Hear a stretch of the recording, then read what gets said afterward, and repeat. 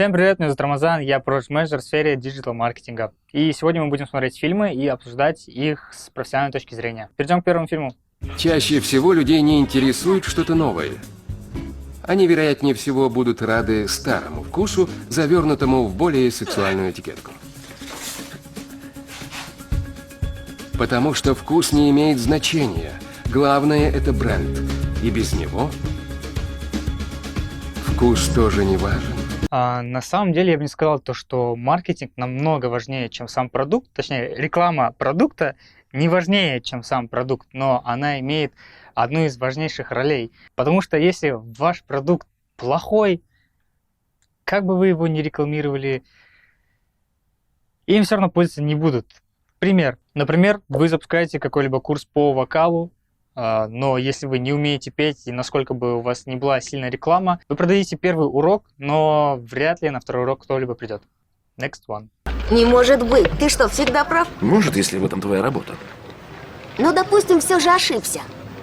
Представь, что ты сторонник шоколада, а я сторонник ванили. Так, и вот я тебе говорю. Ванильное мороженое самое вкусное. А что ты? Нет, шоколадное. Вот именно. Ты в этом уверен? Но я спрошу. Смысл мороженого в одном только обилии шоколада?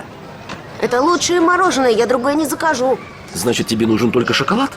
Да, один только шоколад. А мне не только шоколад. Больше того, и не только ваниль.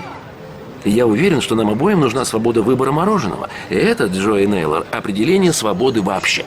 Но мы совсем не об этом говорили. Но я говорю именно об этом. Но ты не доказал мне, что ваниль лучше, чем шоколад. Зато убедил всех, что ты не прав. А раз ты не прав, то прав я. Но меня ты совсем не убедил. Да, но моя цель не ты.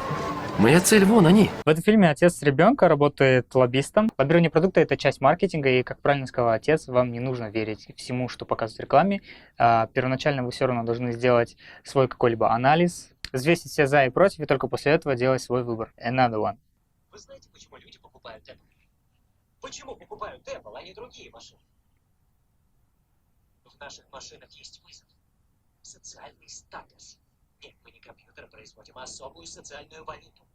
Мы подняли планку. В этом фильме Стив Джобс показывает, как на самом деле Apple создает спрос на свои продукты. Например, раньше нам не нужны были смарт-часы, нам не нужны были беспроводные наушники, нам не нужны были 3 камеры. Но сейчас это стало неотъемлемой частью нашей жизни. Отсюда можно сделать вывод, что сегодня спрос не всегда рождает предложение. Спасибо за просмотр, смотрите фильмы, развивайтесь и удержит Пангсдар.